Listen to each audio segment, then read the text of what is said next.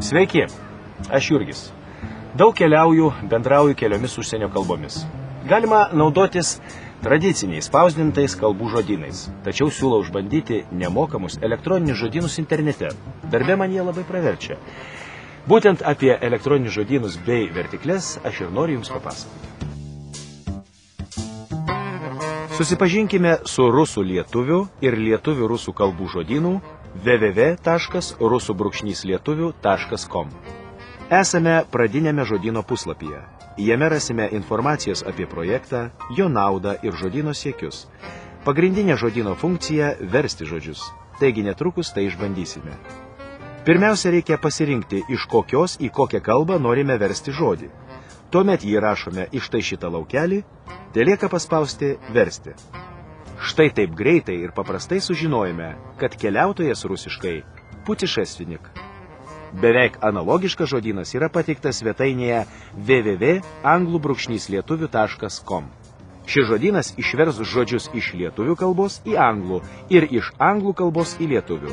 Žodynų naudotis taip pat itin paprasta ir patogu, todėl daugiau apie tai nepasakosiu. Geriau išmėginkite patys.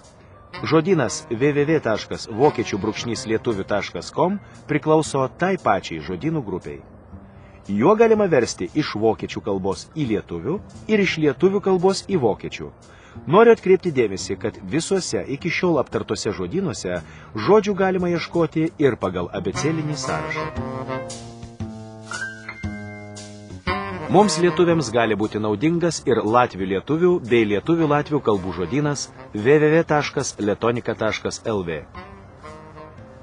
Pradinėme svetainės puslapyje pasirinkčių juostoje pasirinkime nuorodą Vartnica arba žodynas. Iš siūlomų žodynų sąrašo pasirinkime mums reikiamą, šiuo atveju lietuviešų, latviešų. Žodžių galime ieškoti pagal abėcėlinį sąrašą, esantį kairėje, arba į paieškos laukelį įvedę norimą žodį. Pasižiūrėkime, kaip reikia sveikintis latviškai. Įvedame žodį labas ir paspaudžiame klaviatūros mygtuką Enter.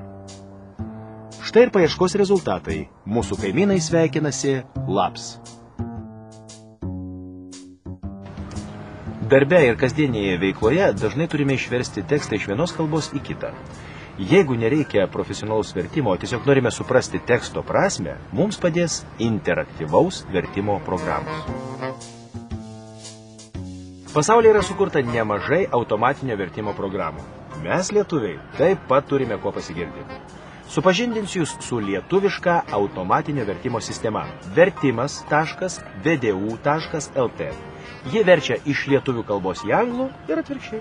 Taigi, nieko nelaukia, išbandykime. Į vertimo laukelį galime įrašyti arba nukopijuoti tekstą, kurį norime išversti. Įrašę jį, spauskime mygtuką vertimas. Štai ir mūsų vertimas. Dar kartą noriu akcentuoti, kad mašininis vertimas yra skirtas greitai informacijos prasmei perteikti. Vertimo sistema negali suvokti visų niuansų, kurie yra aiškus tik žmogui.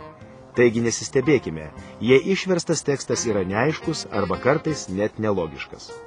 Jei reikia, išverstą tekstą galima išspausdinti arba išsiųsti elektroniniu paštu.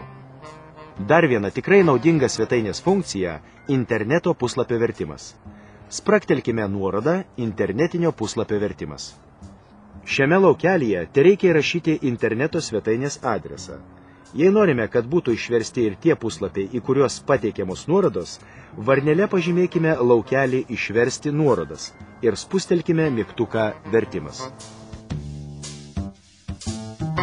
Dar viena puikiai elektroninė vertyklė www.translate.google.com. Čia įveskime arba nukopijuokime tekstą, kurį norime išversti. Tuomet pasirinkime, iš kokios kalbos į kokią versime ir spauskime mygtuką išversti. Štai ir teksto vertimas. Dar viena naudinga www.google.com funkcija – puslapių vertimas.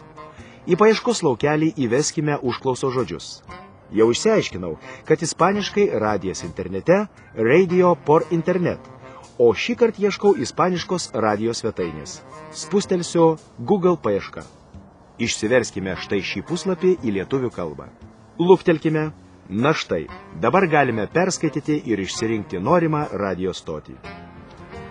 Manau, kad sutaupysite nemažai laiko naudodamisi elektroniniais žodynais ir vertiklėmis. Tačiau nepamirškite, kad automatiniai teksto vertimai tik padeda suprasti informaciją publikuotą užsienio kalba. Taigi tai neprilygsta profesionaliam vertimui. Sėkmės!